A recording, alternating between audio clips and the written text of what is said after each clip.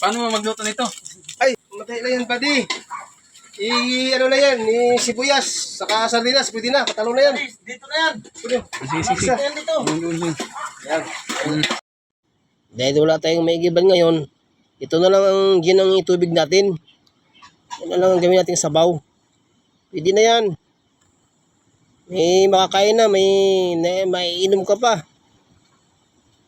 Diretsuhan na to. Para mamaya, pagkakain mo, lasing ka na. Ay, buksan.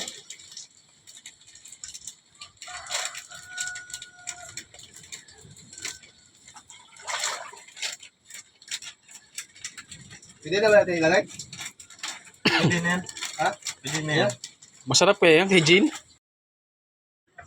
Ito mga guys ay experiment namin. Kasi walang tubig, gin na lang yung aming ginawang tubig. Dagdagan mo konti ng gin. Parang kulang ha. Gin pa daw. Gin pa. Konti na gin. Oops, tama na. Sige. Sila mo yun lang. Tagay pa natin yan. Kulang yata tubig. Kulang sa gin. Kulang sa gin ba di? Kulang sa gin. Dagdagan ka naman ng gin ba di? Para may sabaw. Ay, sige.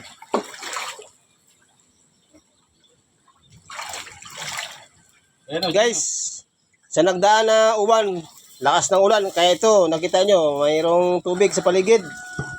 Nilagay na lang namin dito sa pinagputulan na niyog yung paglulutuan namin. Walang gasol, kaya nagkahol kami. Yan. Wow, hintayin na lang tayo ng mga ilang minuto. Luto na yan, kainan na!